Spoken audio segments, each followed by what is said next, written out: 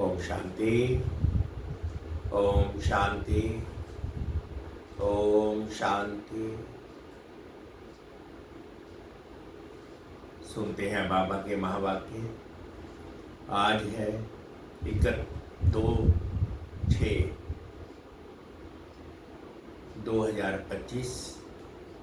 प्रातः मुरली ओम शांति बाप दादा। आज बाप दादा बोल रहे हैं, कह रहे हैं, मीठे बच्चे याद में रहो तो दूर होते भी साथ में हो। याद से साथ का भी अनुभव होता है और विकर्म भी विनाश होते हैं। मीठे बच्चे याद में रहो तो दूर होते भी पास में है। याद से साथ का भी अनुभव होता है और विकर्म भी विनाश होते हैं। प्रश्न है, दूरदेशी बाप बच्चों को दूरंदेशी बनाने के लिए कौन सा ज्ञान देते हैं? उत्तर में बाबा कहते हैं, आत्मा कैसे चक्कर में भिन्न भिन्न वर्णों में आती है, इसका ज्ञान दूरंदेशी बाप ही देते हैं। तुम जानते हो, अभी हम ब्राह्मण वर्ण के हैं।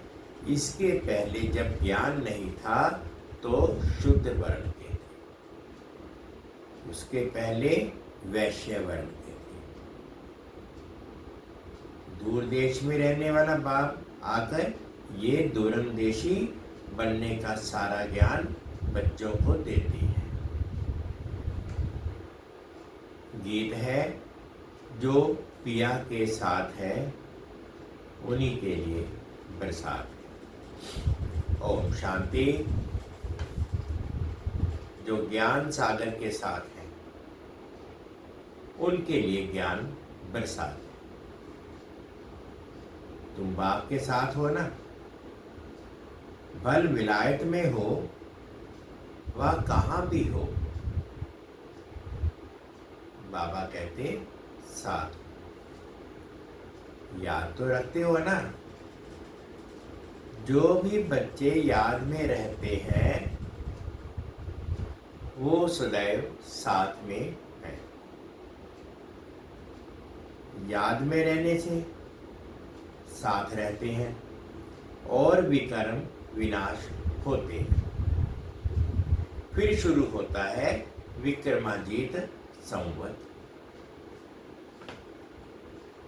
फिर जब रावण राज्य होता है तब कहते हैं राजा विक्रम का संवत। वह विक्रमाजीत, वह विक्रमी। अभी तुम विक्रमाजीत बन रहे हो, फिर तुम विक्रमी बन जाएंगे। इस समय सभी अति विकर्मी हैं। किसको भी अपने धर्म का पता नहीं है। आज बाबा एक छोटा सा प्रश्न पूछते हैं। सतयुग में देवताएं ये जानते हैं कि हम आदि सनातन देवी धर्म के, देवता धर्म के हैं, जैसे तुम समझते हो हम हिंदू धर्म के हैं। बाबा प्रश्न पूछते हैं कि जब देवी देवता धर्म था तो देवी देवता धर्म वाली देवी देवता पूछते थे कि हम देवी देवता हैं, जैसे आज सब कह देते हैं हिंदू धर्म के हैं, कोई कहेंगे हम क्रिश्चियन धर्म के हैं। वैसे ही वहां देवताएं अपने को देवी देवता धर्म का समझते हैं। बाबा पूछ रहे हैं, विचार की बात है ना। वहां दूसरा कोई धर्म तो है नहीं जो समझे कि हम फलाने धर्म के हैं। यहाँ बौद्ध धर्म है, तो पहचान देने के लिए अलग अलग नाम रखे हैं। वहां तो है ही एक धर्म, इसलिए कहने की दरकार नहीं रहती कि हम इस धर्म के हैं। उनको पता भी नहीं कि और कोई धर्म होते हैं, उनकी ही राजाई है। अभी तुम जानते हो कि हम आदि सनातन देवी देवता धर्म के हैं। देवी देवता और कोई को कहा नहीं जा सकता। पतित होने के कारण अपने को देवता कह नहीं सकते। पवित्र को ही देवता कहा जाता है। वहां ऐसी कोई बात होती नहीं, कोई से भेंट नहीं की जा सकती। अभी तुम संगम युग पर हो, जानते हो आदि सनातन देवी देवता धर्म फिर से स्थापन हो रहा है। वहां तो धर्म की बात ही नहीं है ही एक धर्म। ये भी बच्चों को समझाया है। ये जो कहते हैं महाप्रलय होती है, अर्थात कुछ भी नहीं रहता, ये भी रॉन्ग हो जाता है। बाप बैठ समझाते हैं राइट क्या है। शास्त्रों में तो जलमयी दिखा दी है। बाप समझाते हैं सिवाय भारत के बाकी जलमयी हो जाती है। इतनी बड़ी सृष्टि क्या करेंगे? एक भारत में ही देखो कितने गांव हैं। पहले जंगल होता है, फिर उनसे वृद्धि होती रहती है। वहां तो सिर्फ तुम आदि सनातन देवी देवता धर्म के ही रहते हो। ये तुम ब्राह्मणों की बुद्धि में बहुत धारणा करा रहे हैं, बाबा धारणा करा रहे हैं। अभी तुम जानते हो ऊंच से ऊंच शिव बाबा कौन है, उनकी पूजा क्यों की जाती है, अक आदि के फूल क्यों चढ़ाते हैं। वह तो निराकार है ना। कहते हैं नाम रूप से न्यारा है, परंतु नाम रूप से न्यारी कोई चीज होती नहीं। तब क्या है? जिसको फूल आदि चढ़ाते हैं, पहले पहले पूजा उनकी होती है। मंदिर भी उनके ही हैं, मंदिर भी उनके ही बनते हैं, क्योंकि भारत की और सारी दुनिया के बच्चों की सर्विस करते हैं।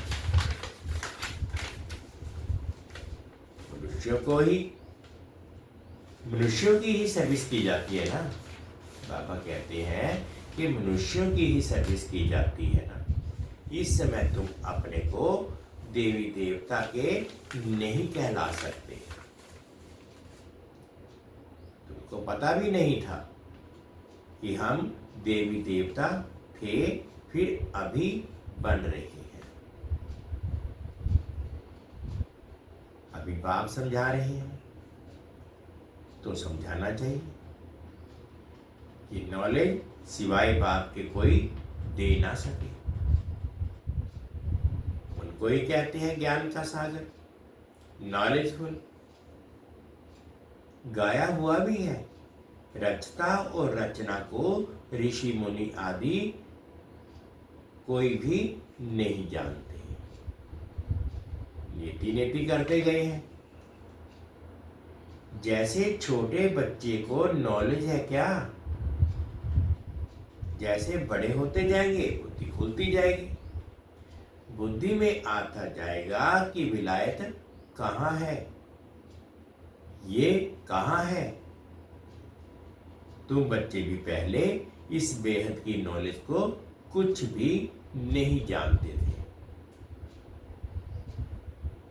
ये भी कहते हैं भल हम शास्त्र आदि पढ़ते थे, परंतु समझते कुछ भी नहीं थे।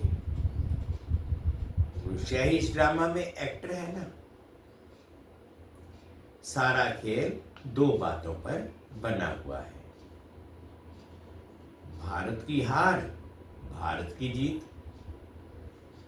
भारत में सतयुग आदि के समय पवित्र धर्म था, इस समय है अपवित्र धर्म। अपवित्रता के कारण अपने को देवता नहीं कह सकते, फिर भी श्री श्री नाम रख देते हैं। लेकिन श्री माना श्रेष्ठ, श्रेष्ठ कहा ही जाता है पवित्र देवताओं को। श्रीमद् भगवानुवाच कहा जाता है ना। अब श्री कौन ठहरे? जो बाप के सम्मुख सुनकर श्री बनते हैं, या जिन्होंने अपने को श्री श्री कहलाया है। बाप के कर्तव्य पर जो नाम पड़े हैं, वह भी अपने ऊपर रख दिए हैं। ये सब है रेसगारी बातें। फिर भी बाप कहते हैं, बच्चों एक बाप को याद करते रहो, यही वशीकरण मंत्र है। तुम रावण पर जीत पहन जगत जीत बनते हो। घड़ी घड़ी अपने को आत्मा समझो। बाबा कहते कि घड़ी घड़ी अपने को आत्मा समझो, देह नहीं। यह शरीर तो 5 तत्वों का बना हुआ है, बनता है, छूटता है, फिर बनता है। अब आत्मा तो अविनाशी है। बाबा कहते आत्मा तो अविनाशी है। अविनाशी आत्माओं को अब अविनाशी बाप पढ़ा रहे हैं संगम युग पर। भल कितने भी विघ्न आदि पड़ते हैं, माया के तूफान आते हैं, तुम बाप की याद में रहो। तुम समझते हो कि हम ही सतो प्रधान थे, फिर तमो प्रधान बने हैं। तुम्हारे भी नंबरवार जानते हैं।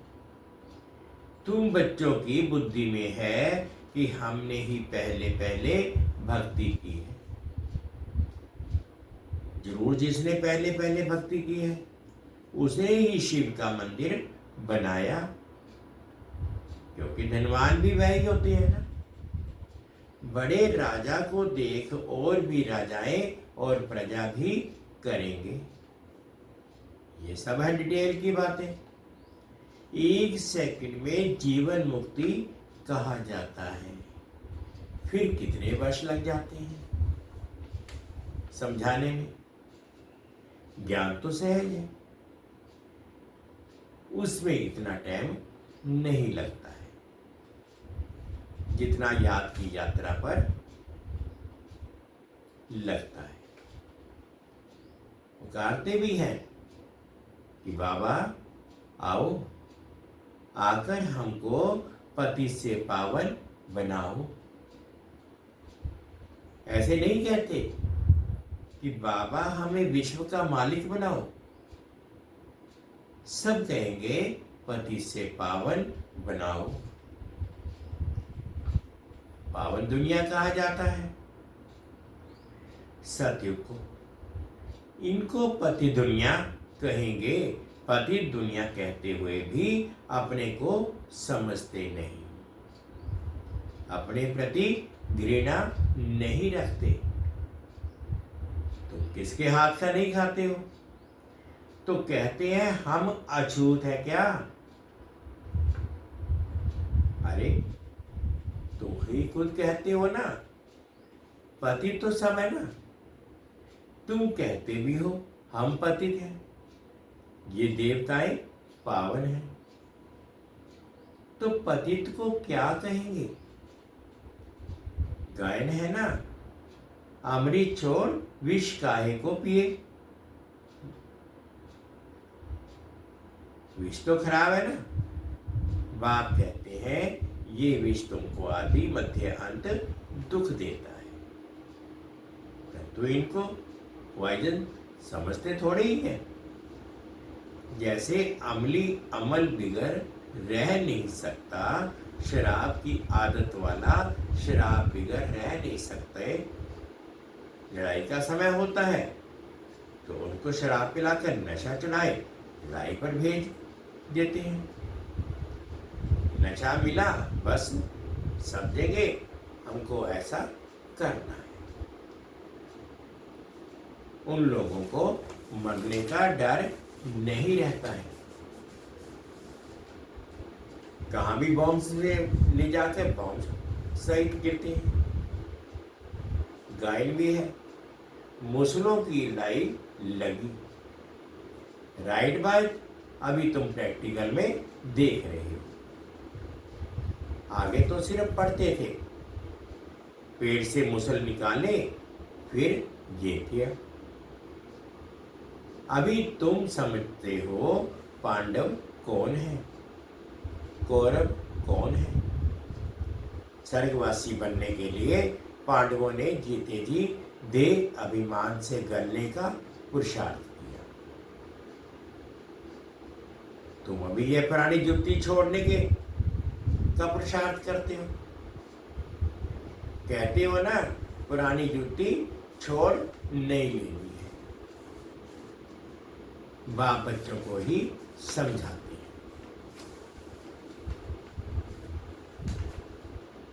बाप कहते हैं मैं कल्प कल्प आता हूं, मेरा नाम है शिव।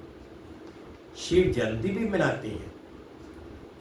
भक्ति मार्ग के लिए कितने मंदिर आदि बनाते हैं। नाम भी बहुत रख दिए हैं। देवियों के भी ऐसे नाम रख देते हैं। इस समय तुम्हारी पूजा हो रही है, ये भी तुम बच्चे ही जानते हो। जिसकी हम पूजा करते थे वे हमको पढ़ा रहे हैं। जिन लक्ष्मी नारायण के हम पुजारी थे वह अभी हम खुद बन रहे हैं। ये ज्ञान बुद्धि में है। सिमरन करते रहो फिर औरों को भी सुनाओ। बहुत है जो धारणा नहीं कर सकते हैं। बाबा कहते हैं जास्ती धारणा नहीं कर सकते हो तो हर्जा नहीं। याद की तो धारणा है ना, बाप को ही याद करते रहो। जिनकी मुरली नहीं चलती है तो यहाँ बैठे सिमरन करें। यहाँ कोई बंधन झंझट आदि है नहीं। घर में बाल बच्चों आदि का वातावरण देख वह नशा गुम हो जाता है। यहाँ चित्र भी रखे हैं। किसको भी समझाना बहुत सहज है। वो लोग तो गीता आदि पूरी कंठ कर लेते हैं। सिख लोगों को भी ग्रंथ कंठ रहता है। तुमको क्या कंठ करना है? बाप को तुम कहते भी हो बाबा ये है बिल्कुल नई चीज। यह एक ही समय है जबकि तुमको अपने को आत्मा समझ एक बाप को याद करना है। 5000 वर्ष पहले भी सिखाया था और कोई की ताकत नहीं जो ऐसे समझा सके। ज्ञान सागर है ही एक बाप, दूसरा कोई हो ना सके। ज्ञान सागर बाप ही तुमको समझाते हैं। आजकल ऐसे भी बहुत निकले हैं जो कहते हैं हमने अवतार लिया है। इसलिए सच की स्थापना में कितने विघ्न पड़ते हैं। तो गाया हुआ है सच की नाव हिलेगी जरूर पर डूबेगी नहीं। अब तुम बच्चे बाप के पास आते हो तो तुम्हारी दिल में कितनी खुशी रहनी चाहिए।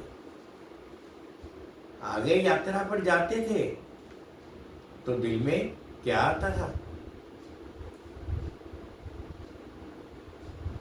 अभी घर बार छोड़ यहाँ आते हो तो क्या ख्याल आता था? बाबा कहते जब यात्रा पर जाते थे तो क्या ख्यालात आते थे, और अब घर बार छोड़ यहाँ आते हो तो क्या ख्यालात आते हैं? हम बाप दादा के पास जाते हैं।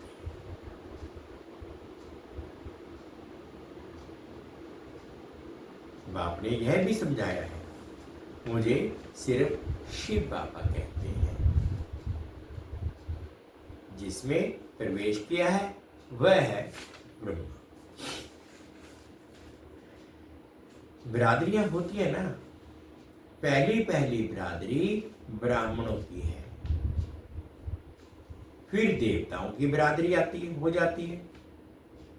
अभी दूरदेशी बाप बच्चों को दूरंदेशी बनाते हैं। तुम जानते हो आत्मा कैसे सारे चक्र में भिन्न भिन्न वर्णों में आई है, इसका ज्ञान दूरंदेशी बाप ही देती है। तो विचार करेंगे, अभी हम ब्राह्मण वर्ण के हैं। इसके पहले जब ज्ञान नहीं था तो शूद्र वर्ण के थे।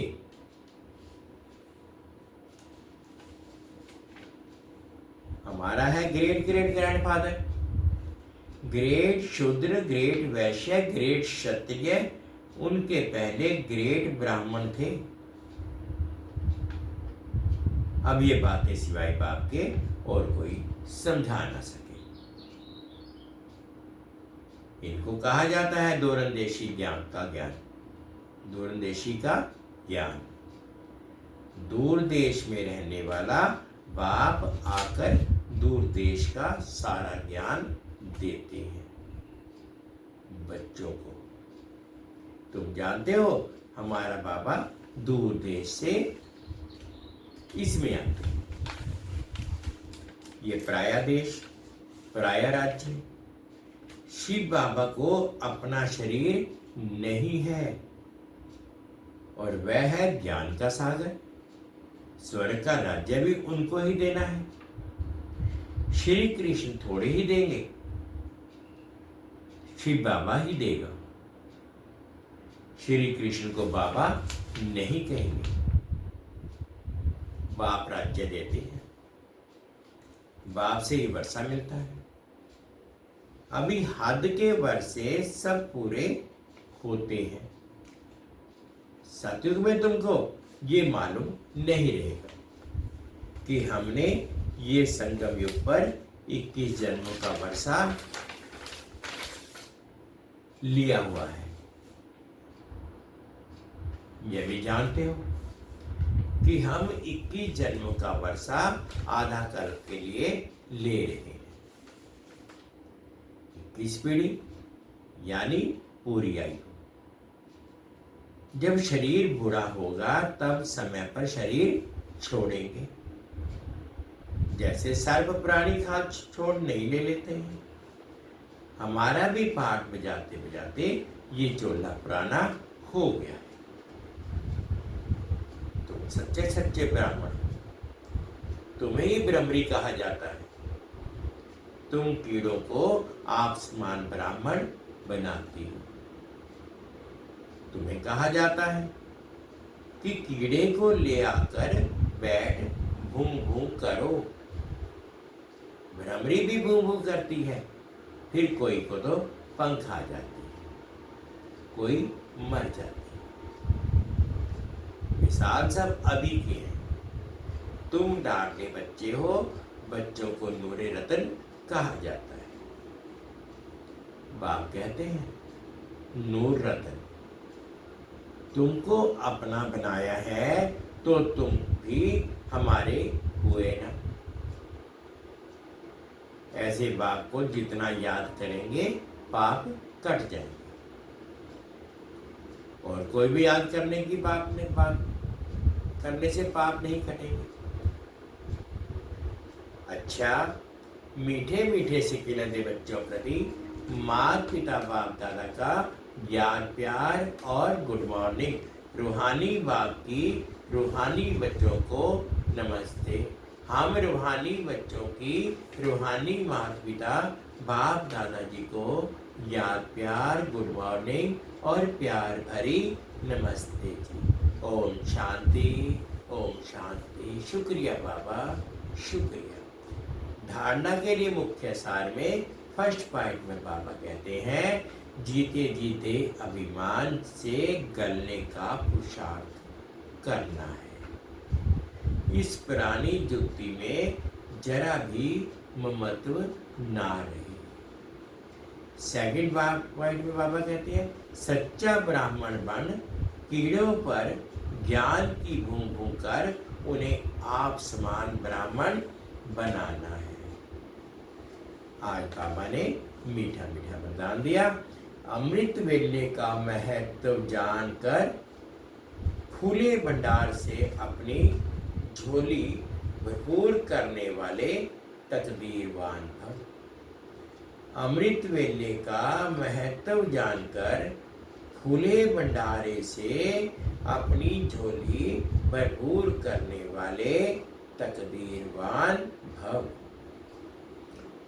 अमृत वेले वरदाता भाग्य विधाता से जो तकदीर की रेखा खिंचवाना चाहो खिंचवा लो, क्योंकि उस समय भोले भगवान के रूप में लवफुल है। इसलिए मालिक बनो और अधिकार लो। खजाने पर कोई भी ताला चाबी नहीं है। उस समय सिर्फ माया के बहानेबाजी को छोड़ एक संकल्प करो कि जो भी हूं जैसी भी हूं आपकी हूं।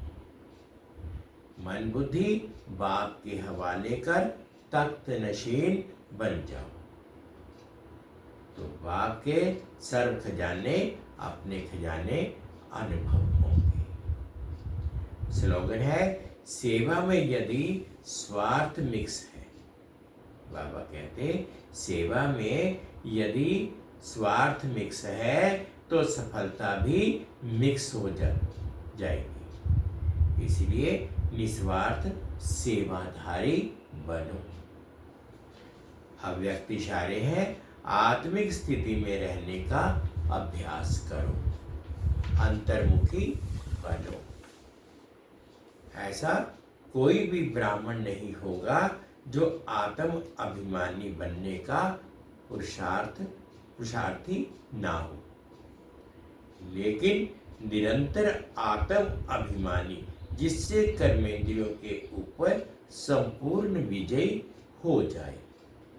हरेक कर्मेंद्रिय सतो प्रधान स्वच्छ हो जाए। देह के पुराने संस्कार और संबंध से संपूर्ण मर्जीवा हो जाए। इसके लिए अंतर्मुखी बनो। इसी पुरुषार्थ से ही नंबर बनेंगे। मीठे बच्चे, याद में रहो तो दूर होते भी साथ में हो। याद से साथ का भी अनुभव होता है और विकर्म भी विनाश होते हैं। ये था जो पिया के साथ है, उन्हीं की ये बरसात है। ओम शांति ओम शांति। शुक्रिया बाबा शुक्रिया। 2 मिनट के लिए बाबा की याद में बैठे।